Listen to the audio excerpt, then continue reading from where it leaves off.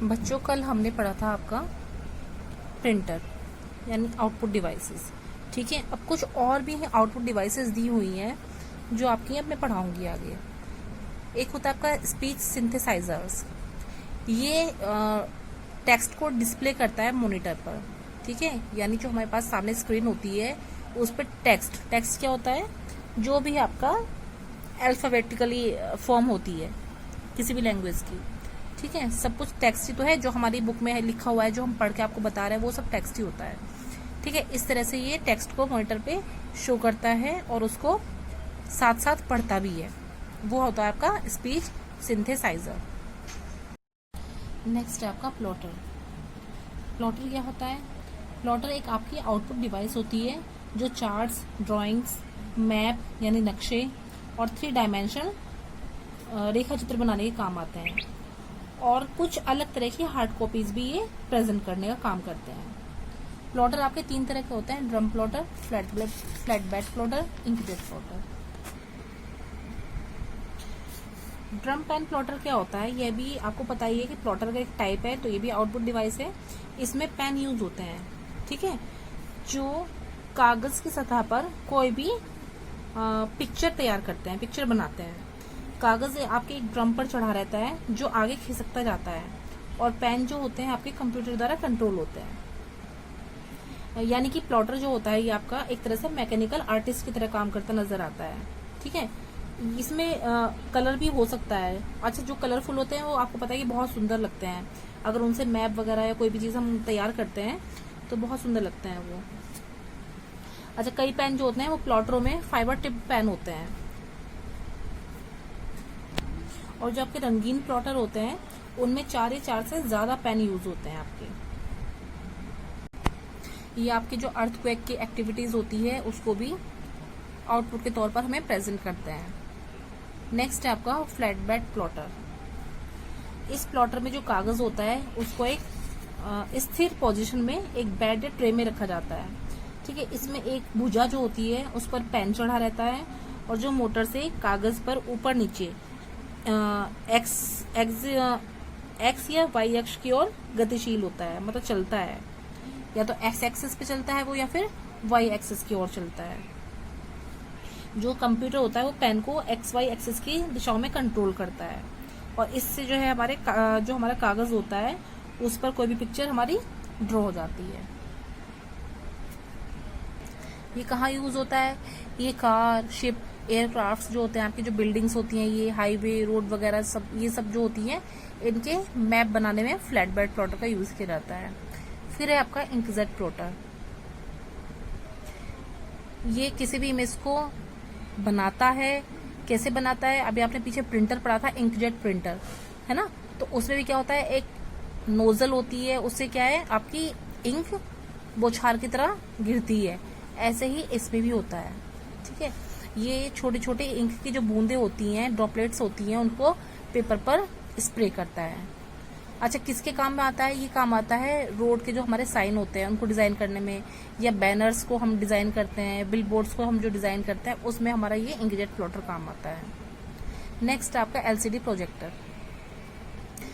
LCD projector का use हम करते हैं वीडियोस को डिस्प्ले करने के लिए, है ना? और जो हमारे कंप्यूटर का जो डेटा होता है या फिर जो हमारी इमेजेस होती है उनको एक बड़ी स्क्रीन पर शो करने के लिए, दिखाने के लिए, वहां पर एलसीडी प्रोजेक्टर का यूज होता है। आपने देखा होगा कई स्कूलों में प्रोजेक्टर से ही पढ़ाई होती है। ठीक है, वो आपका डिस्प्ले होता है ब्लैक बोर्ड पर। ठीक है, अच्छा, ये एलसीडी की फुल फॉर्म क्या होती है? एलसीडी की फुल फॉर्म होती है लिक्विड क्रिस्टल डिस्प्ले। ठीक, next one is processing device. तो प्रोसेसिंग डिवाइस आपकी क्या है? सीपीयू। सीपीयू यानी कि सेंट्रल प्रोसेसिंग यूनिट। ये आपका क्या होता है? प्रोसेसिंग डिवाइस होती है किसी भी कंप्यूटर की। ठीक है, हम इसको ये कह सकते हैं कि जितनी भी हमारी इनपुट डिवाइस होती है, जो आउटपुट डिवाइस होती है, उनका कंट्रोलर होता है, उनका नियंत्रक होता है, उनको कंट्रोल करता है ये। ठीक है, तो इसमें ये क्या करता है सीपीयू? जितनी भी हमारी कैलकुलेशंस होती हैं या जो भी हमारे डेटा और इन्फॉर्मेशन पे प्रोसेसिंग होती है वो हमको प्रदान कराता है। अच्छा, इसके जो सीपीयू के 3 टाइप्स होते हैं, 3 यूनिट्स होते हैं, ALU, CU and MU. ALU यानी कि अरिथमेटिक लॉजिक यूनिट, ठीक है। ये क्या करता है, जितने भी आपके अरिथमेटिक कंप्यूटेशन होती है और लॉजिकल ऑपरेशंस होते हैं सबको करता है। लॉजिकल में क्या आता है आपका, जैसे कि रिलेशनल होती हैं, ग्रेटर, स्मॉलर, ठीक है, इस तरह से एंड और ये सारी आपकी लॉजिकल ऑपरेशंस होते हैं। और अरिथमेटिक कंप्यूटेशंस क्या होती हैं आपकी, एडिशन, सब्ट्रैक्शन, डिवीजन, मल्टीप्लिकेशन, ये सब आपकी अरिथमेटिक कंप्यूटेशंस होती हैं। फिर आता है आपका सीयू, सीयू यानी कि कंट्रोल यूनिट। कंट्रोल यूनिट क्या होती है, ये कंट्रोल करता है और कोऑर्डिनेट करता है आपकी जितनी भी एक्टिविटीज होती हैं, तो जो दूसरे यूनिट होते हैं कंप्यूटर सिस्टम के, उनके साथ कोऑर्डिनेट करता है ये, ठीक है। It controls all the operations of the computer, जितने भी कंप्यूटर के ऑपरेशंस होते हैं उन सबको ये कंट्रोल करता है, और जितने भी हमारे इंस्ट्रक्शंस होते हैं उनको डिकोड करता है। और जो डेटा होता है ये उनको लाता है ALU के लिए।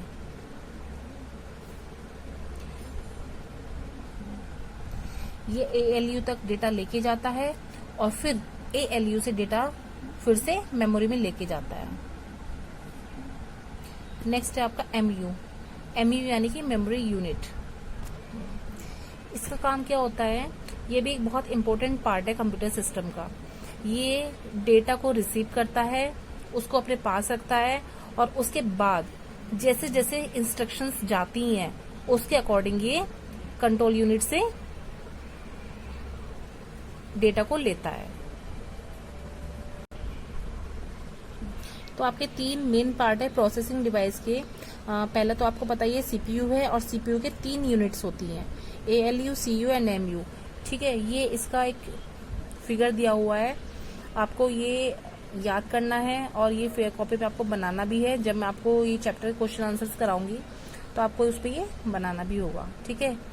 कई बार ये अलग से भी जाता है, 2 नंबर में या 3 नंबर में भी जाता है बनाने के लिए, ठीक है।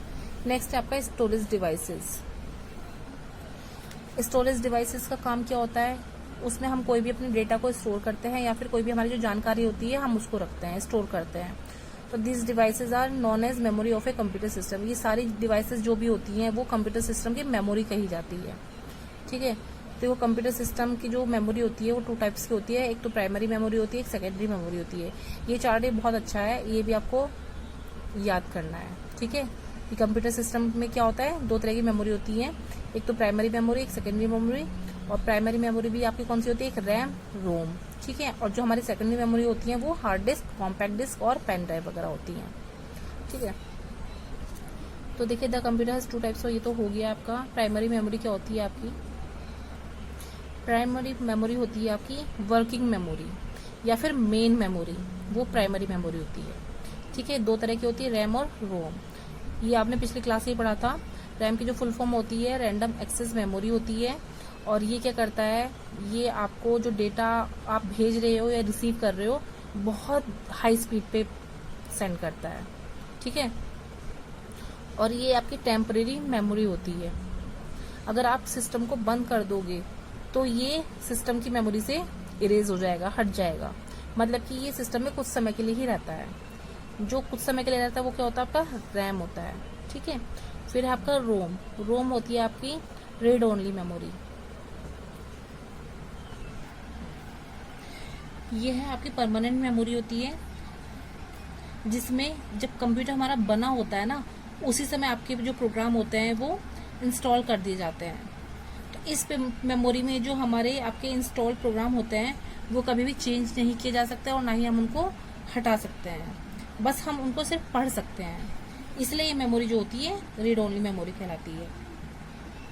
अच्छा, जब हम कंप्यूटर का स्विच ऑफ भी कर देंगे ना, अगर हमारा सिस्टम बंद भी हो गया है, तब भी जो रोम में हमारे इंस्ट्रक्शंस होती हैं, जो डेटा होता है वो कहीं नहीं जाता है, वो कभी खत्म नहीं होता है, ठीक है। तो इसलिए हम इसको रोम को नॉन वोलेटाइल भी बोलते हैं। मतलब ये एक ना सेमीकंडक्टर चिप टाइप की होती है, जिसमें प्रोग्राम में आपका जो सॉफ्टवेयर होता है वो स्टोर रहता है। रोम के और भी बहुत सारे टाइप होते हैं, पी रोम, ई रोम टाइप के आपकी इसमें नहीं दे रखा है, आपकी इसमें सिर्फ यही रैम और रोम ही दे रखा है, आगे डिटेल में नहीं दिया है। नेक्स्ट है आपका सेकेंडरी मेमोरी। सेकेंडरी मेमोरी आपकी क्या होती है कि इसमें भी आपका डेटा स्टोर होता है, और डेटा जो आपका स्टोर होता है वो लंबे समय तक इसमें बना रहता है, इसकी मेमोरी में बना रहता है। जब आप कंप्यूटर को स्विच ऑफ भी कर देंगे तो इसका डेटा कहीं नहीं जाएगा, तो वो सेकेंडरी मेमोरी में ही रहता है। ठीक है, तो एक तरह से कह सकते हैं इसमें हमारा डेटा परमानेंटली रहता ही है, और ये आपकी प्राइमरी मेमोरी से भी ज्यादा सस्ता होता है। हाँ, इसके एग्जाम्पल्स हैं hard disk, compact disk, pen drive, ये सब एग्जाम्पल्स है सेकेंडरी मेमोरी के। ठीक है, next one is accessing computer memory. जो सीपीयू होता है हमारा डायरेक्टली प्राइमरी मेमोरी को एक्सेस कर सकता है, लेकिन ये डायरेक्टली सेकेंडरी मेमोरी को एक्सेस नहीं कर सकता है। यानी कि जो हमारा सेकेंडरी मेमोरी में डेटा होता है वो डायरेक्टली सीपीयू एक्सेस नहीं कर पाएगा उसको। तो उसके लिए क्या होता है, पहले जो हमारी सेकेंडरी मेमोरी होती है उससे हम अपने सिस्टम में लेते हैं, और सिस्टम से वो आपकी प्राइमरी मेमोरी में जाता है। ठीक है, नेक्स्ट वन है आपका सॉफ्टवेयर। सॉफ्टवेयर क्या होता है, सॉफ्टवेयर आपका पता है कि एक सेट ऑफ प्रोग्राम्स होते हैं। ठीक है, प्रोग्राम्स का एक समूह होता है जो कि आपके कंप्यूटर हार्डवेयर पार्ट्स को कंट्रोल करता है। ये कह सकते हैं कि एक स्पेसिफिक काम को करने के लिए, एक निश्चित काम को पूरा करने के लिए जो हमारे इंस्ट्रक्शंस का समूह होता है वो प्रोग्राम या सॉफ्टवेयर कहलाता है। ठीक है, आपके जो सॉफ्टवेयर होते हैं वो दो तरह के दिए हुए हैं इसमें। एक तो सिस्टम सॉफ्टवेयर होता है, एक होता है आपका एप्लीकेशन सॉफ्टवेयर। ठीक है, सिस्टम सॉफ्टवेयर क्या होता है, सिस्टम सॉफ्टवेयर वो होता है ये एक ऐसे प्रोग्राम का समूह होता है जो कंप्यूटर सिस्टम की क्रियाओं को कंट्रोल करता है। ठीक है, जो भी आपके प्रोग्राम्स है तो वो कंप्यूटर सिस्टम में जो भी आपकी प्रोसेसिंग हो रही होती है उसको कंट्रोल करता है। इनको हम ये कह सकते हैं कि सिस्टम सॉफ्टवेयर जो होता है वो एप्लीकेशन सॉफ्टवेयर का बेस होता है। अच्छा, इनके काम क्या होते हैं, इनके काम होते हैं सभी सॉफ्टवेयर को कंप्यूटर में चलाना। ठीक है, जो भी हमारी पेरिफेरल डिवाइसेस होती हैं जैसे प्रिंटर, डिस्क टेप, मॉनिटर, इनमें आपस में संपर्क स्थापित करता है ये, और जो और भी सॉफ्टवेयर होते हैं उनको भी ये तैयार करता है। सिस्टम सॉफ्टवेयर के जो एग्जाम्पल हैं वो आपके हैं ऑपरेटिंग सिस्टम, इंटरप्रेटर, कंपाइलर, ये सब आपके सिस्टम सॉफ्टवेयर हैं। नेक्स्ट है आपका एप्लीकेशन सॉफ्टवेयर। ऐसे अनेक प्रोग्राम का समूह जो एक निश्चित काम को करता है वो आपके एप्लीकेशन सॉफ्टवेयर कहलाते हैं। जैसे किसी स्कूल के जब हम एग्जाम लेते हैं तो उनका जो रिजल्ट होता है उसकी जब हमें कैलकुलेशन करनी होती है, जो उनका रिपोर्ट कार्ड हमें तैयार करना होता है, या स्टूडेंट्स के आपकी फीस का हमें पूरा डिटेल रखनी होती है, तो ये सब जो इसका एग्जाम्पल है, जैसे आप MS एक्सेल में करते हैं उसमें क्या होता है, शीट्स तैयार करते हैं, है ना। आप उसमें पूरा जैसे आपका ये रजिस्टर होता है उसको मेंटेन कर सकते हैं। तो ये सारी चीजें क्या है, वो जो MS एक्सेल है वो एक तरह का आपका एप्लीकेशन सॉफ्टवेयर है। ठीक है, जिसमें हम एक स्पेसिफिक टास्क को कंप्लीट करने के लिए हमने वो बनाया हुआ है। इसी तरह से आपका MS वर्ड होता है, उसमें आप बहुत सारे काम कर सकते हैं। जैसे आप क्वेश्चन पेपर्स बना सकते हैं, पावर पॉइंट होता है उसमें आप स्लाइड्स बना सकते हैं। तो ये सब इन सब का एक स्पेसिफिक टास्क है। ठीक है, ये अपना अपना एक निश्चित काम करते हैं, इसके लिए ये आपके सॉफ्टवेयर बनाए गए हैं। तो इन्हीं सॉफ्टवेयर्स को एप्लीकेशन सॉफ्टवेयर कहते हैं। अब है आपका relationship between hardware and software, कि आपका जो हार्डवेयर है और सॉफ्टवेयर के बीच में क्या रिलेशन है। ठीक है, तो आपका जो कंप्यूटर सिस्टम है वो हार्डवेयर और सॉफ्टवेयर दोनों का कॉम्बिनेशन है, दोनों से मिलके ही बना हुआ है। ठीक है, ये दोनों बहुत ज़रूरी कंपोनेंट है कंप्यूटर सिस्टम के। इसका जो फिजिकल कंपोनेंट होता है कंप्यूटर सिस्टम का वो हार्डवेयर कहलाता है। ये बताया था मैंने आपको कि जो आप टच कर सकते हैं फिजिकल पार्ट को वो आपका हार्डवेयर होता है, और सॉफ्टवेयर मैंने अभी भी आपको बताया कि एक सेट ऑफ प्रोग्राम्स होता है। That controls the computer. Programs का एक सेट होता है जो कि कंप्यूटर को कंट्रोल करता है।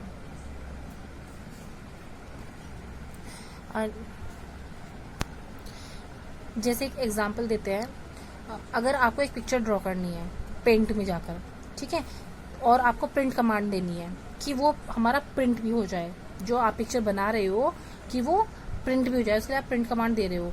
तो जो आपका पेंट है जिसमें आप जाके कोई पिक्चर बना रहे हो, तो वो आपका एक एप्लीकेशन सॉफ्टवेयर है, ठीक है, जो कि आपको पिक्चर बनाने में हेल्प कर रहा है और वो आपको प्रिंट कमांड भी दे रहा है। तो जो उसका ऑपरेटिंग सिस्टम है वो सिस्टम सॉफ्टवेयर ही होता है एक तरह से, ठीक है, जो कि आपके हार्डवेयर को कमांड दे रहा है, इंस्ट्रक्ट कर रहा है कि अब इसका प्रिंट आउट निकालना है, ठीक है। Next one is data hierarchy, ठीक है। आप सब जानते हैं कि डेटा का मतलब क्या होता है। डेटा का मतलब होता है आपके रॉ फैक्ट्स, फिगर्स, ठीक है, अल्फाबेट्स होते हैं आपके, उसमें नंबर्स होते हैं, साउंड, पिक्चर्स, इमेजेस, ये सब आपका क्या होता है, डेटा होता है, ठीक है। और जो हमारा कंप्यूटर सिस्टम होता है वो इन डेटा पे प्रोसेस करता है और हमें इंफॉर्मेशन देता है। जो हमारा कंप्यूटर का डेटाबेस होता है उसमें जो हमारा डेटा स्टोर होता है उसकी दो फॉर्म होती है, एक तो बिट्स एंड बाइट्स, ठीक है। आपकी बिट क्या होती है, बिट की फुल फॉर्म होती है बाइनरी डिजिट, ठीक है। तो एक जो कंप्यूटर सिस्टम होता है वो इन डिजिट्स का यूज करता है डेटा को रिप्रेजेंट करने के लिए। ये जो बिट होती है 0 और 1 की फॉर्म में होती है। जैसे कि ये डिजिट हमें शो क्या करती है, जैसे कि हमारा कंप्यूटर सर्किट जो है वो ऑफ है या ऑन है, ठीक है, तो उसी की तरह ये उसको रिप्रेजेंट करती है। 0 यानी कि ऑफ, 1 यानी कि ऑन। तो 0 और 1 की जो फॉर्म है वो बिट कहलाती है। बाइट क्या होता है, नेक्स्ट इज बाइट। तो जो हमारा 8 बिट का एक कलेक्शन होता है वो पूरा बन के बाइट कहलाता है। आपका जो बाइट होता है वो आपके बिट से मिलके बना होता है, ठीक है, और इसका एक पैटर्न होता है, बिट पैटर्न कहलाता है वो, ठीक है। जो बिट्स होती हैं उनके जो कॉम्बिनेशन से बनता है वो बिट पैटर्न कहलाता है। इसके 2 बिट पैटर्न्स होते हैं, आस्की एंड EBC DIC, ठीक है। जो आपका आस्की होता है उसकी फुल फॉर्म होती है American standard code for information interchange, और जो आपका EBC DIC होता है ये होता है extended binary coded decimal interchange code. जैसे मैं आपको बाइट का एक एग्जांपल बता देती हूँ कि मान लीजिए हमें A टाइप करना है, ठीक है, तो जो आपका A कैरेक्टर है तो उसका एक कोड होगा, उसका कोड होता है 1000001, ठीक है। तो ये जो आपका 1000001 हुआ है ये आपका एक बाइट हो गया है।